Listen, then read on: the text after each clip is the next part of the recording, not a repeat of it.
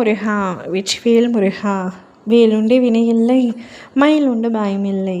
என் அன்பு தங்கமே, உன் வாழ்க்கையை கெடுத்து வேடிக்கை பார்த்த உன்னுடைய துணையின் இல்லத்தில் நாளை ஒரு இழப்பு ஏற்பட போகின்றது. யாரால் அந்த இழப்பு, எதனால் அந்த இழப்பு என்பதை முழுமையாக கூறுகின்றேன் கேள். ஆசையாக வாழ சென்ற வீட்டில் முனிவரின் பேச்சுக்களும் நடவடிக்கையும் சரியில்லாத காரணத்தினால் இப்பொழுது அவரை பிரிந்து இருக்கின்றாய்.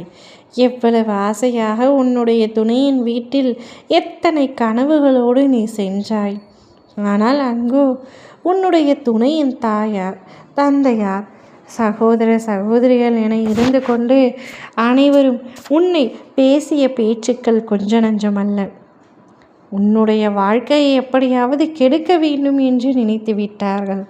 அவர்களே தான் உன்னுடைய துணைக்கு அவருடைய மகனிற்கு திருமணம் செய்து வைத்தார்கள்.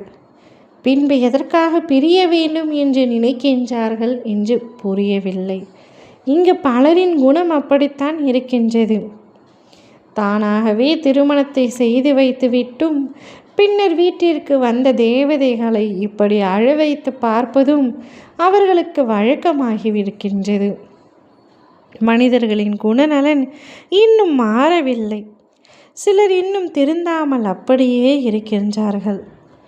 நீ போகணும் போதில் உன்னை பேசிய பேச்சுக்கள் கொஞ்சம் நஞ்சமல்ல. சரியாக உணவு உண்ணாமல், சரியாக உறக்கம் கொள்ளாமல் நீ தவித்த தவிப்புகள் இன்னும் என் கண்களில் இருக்கின்றன. உன்னுடைய வாழ்க்கையை கெடுத்துவிட வேண்டும், நீ அவருடைய இல்லத்தில் இருக்கக்கூடாது, உன்னுடைய துணையோடு சேர்ந்து வாழக்கூடாது என்று நினைத்து எப்படியோ பேசி பேசி உன்னுடைய வாழ்க்கையை கெடுத்து விட்டார்கள். இப்பொழுது அவர்களின் வீட்டில் ஒரு இழப்பு ஏற்பட போகின்றது. உன்னுடைய துணைக்கு இரத்த சம்பந்தமான ஒருவர் நாளை இழக்கப் போகின்றனர். அந்த இழப்பின் பின்பு சிலர் மனம் திருந்தி, மனம் வருந்தி உன்னிடத்தில் வந்து மன்னிப்பு கேட்கப் போகின்றனர். உன்னுடைய துணைக்கு சில சமயங்களில் என்ன செய்வது என்று தெரியாமல், உன் பக்கம் நிற்பதா அவர் பக்கம் நிற்பதா என்பது புரியாமல் உன்னை தவிக்க விட்டு உன்னை பிரிந்து இத்தனை நாட்களாக இருந்து விட்டார். இந்த இழப்பிற்கு பின்பு அவர் உன் அருமையும் புரிந்து கொள்ளப் போகின்றார். அக்குடும்பமே உன்னிடத்தில் வரப்போகின்றது. ஒருவரின் இழப்பில்தானே இப்படி ஒருவரின் உண்மையான அன்பு வெளிப்பட போகின்றதா, புரிய போகின்றதா? என்ன வாழ்க்கை இது என்று கேட்கின்றாய். ஆனால் ஒரு கெட்ட காரியம் நடந்த பின்பு ஒரு நல்ல விஷயம் நடப்பது நன்மைக்காகத்தானே.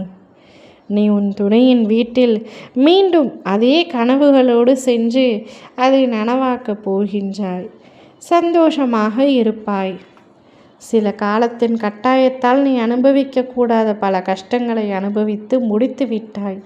இனி எல்லாமே உனக்கு சுகம்தான். இனி நினைத்தபடி உன் வாழ்க்கை அமையும்.